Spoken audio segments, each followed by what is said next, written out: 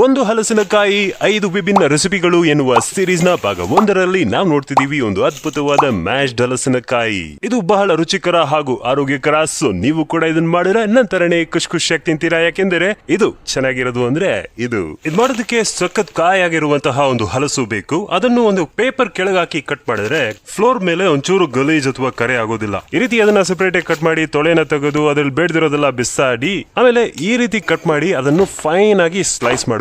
ನೋಡಿ ಹೀಗೆ ಆದಷ್ಟು ಎಲ್ಲವೂ ಒಂದೇ ಸೈಜ್ ಇದ್ರೆ ಕರೆಕ್ಟ್ ಆಗಿ ಬೇಯುತ್ತೆ. ಈಗ ಒಂದು ಪಾತ್ರೆ ಇಟ್ಟು ಸ್ಟವ್ ಆನ್ ಮಾಡಿ ಕಟ್ ಮಾಡಿರುವ ಹಲಸಿನಕಾಯಿ ಹಾಕೋಬೇಕು. ಅದರೊಟ್ಟಿಗೆ ಸ್ವಲ್ಪ ನೀರು, ಉಪ್ಪು, ಕರಿಬೇವು ಹಾಕಿ ಮುಚ್ಚಿಟ್ಟು ಕುಕ್ ಮಾಡಬೇಕು. ಮಧ್ಯದಲ್ಲಿ ಈ ರೀತಿ ಮಿಕ್ಸ್ ಮಾಡ್ತಾ ಇರಬೇಕು, ಇಲ್ಲಾಂದ್ರೆ ಅದು ತಳ ಹಿಡಿಯುತ್ತೆ. ಇವಾಗ ನೋಡಿ ಇದು ಆಲ್ಮೋಸ್ಟ್ ಒಂದು 80 to 90% ಕುಕ್ ಆಗಿದೆ. ಈಗ ಮಧ್ಯದಲ್ಲಿ ಈ ರೀತಿ ಗ್ಯಾಪ್ ಮಾಡ್ಕೊಂಡು ಇದಕ್ಕೊಂದು ಮಸಾಲಾ ರೆಡಿ ಮಾಡಬೇಕು. ಅದಕ್ಕೆ ಏನೇನ್ ಬೇಕು ಅಂತ ಹೇಳಿದ್ರೆ ತೆಂಗಿನಕಾಯಿ, ಹಸಿ ಮೆಣಸು ಅಥವಾ ಗಾಂಧಾರಿ ಮೆಣಸು, ಬೆಳ್ಳುಳ್ಳಿ, ಸಾಂಬಾರ್ ಈರುಳ್ಳಿ, ಸ್ವಲ್ಪ ಗೋಡಂಬಿ, ಕರಿಬೇವು ಹಾಗೂ ಅರಿಶಿನ ಸೇರಿಸ್ಕೊಂಡು ನೀರಿಲ್ಲದ ಹಾಗೆ ತರಿತರಿಯಾಗಿ ಗ್ರೈಂಡ್ ಮಾಡಿ ಈ ರೀತಿ ಮಧ್ಯದಲ್ಲಿ ಹಾಕೊಂಡು ಮೇಲಿಂದ ಎಲ್ಲ ಸೈಡ್ ಗಳಿಂದ ಅದನ್ನು ಕವರ್ ಮಾಡಿಟ್ಟು ಬೇಕಿದ್ರೆ ಸ್ವಲ್ಪ ಉಪ್ಪು ಮತ್ತೊಂದು ಸ್ವಲ್ಪ ಕೊಬ್ಬರಿ ಎಣ್ಣೆ ಹಾಕಿ ಮತ್ತೊಂದ್ಸಲ ಅದನ್ನು ಮುಚ್ಚಿಟ್ಟು ಒಂದ್ 10 ನಿಮಿಷ ಕುಕ್ ಮಾಡ್ಬೇಕಾಗತ್ತೆ. ಮಸಾಲೆಯ ಹಸಿ ವಾಸನೆ ಹೋದ್ಮೇಲೆ ಸೌಟು ಉಲ್ಟಾ ಇಟ್ಕೊಂಡು ಅದನ್ನು ಮಿಕ್ಸ್ ಮಾಡಬೇಕು, ಇಲ್ಲಾಂದ್ರೆ ಅದು ಜಾಸ್ತಿ ಮ್ಯಾಶ್ ಆಗೋಗ್ಬಿಡುತ್ತೆ. ನೋಡಿ ಈಗ ಪರ್ಫೆಕ್ಟ್ ಆಗಿದೆ. ಇದು ಸೈಡ್ ಡಿಶ್ ಅಲ್ಲ, ಇದು ಮೇನ್ ಡಿಶ್. ಇದರೊಟ್ಟಿಗೆ ನಾಟಿ ಕೋಳಿ ಸಾರು ಅಥವಾ ಮಾಮೂಲಿ ಕೋಳಿ ಸಾರು ಇದ್ರೆ ಬೊಂಬಟಾಗಿರುತ್ತೆ. ಅದಿಲ್ಲ ಅಂದ್ರೆ ಸಿಂಪಲ್ ಆಗಿ ಸ್ವಲ್ಪ ಸಾಂಬಾರ್ ಈರುಳ್ಳಿ, ಸ್ವಲ್ಪ ಗಾಂಧಾರಿ ಮೆಣಸು ಅಥವಾ ಹಸಿ ಮೆಣಸು, ಉಪ್ಪು ಮತ್ತೆ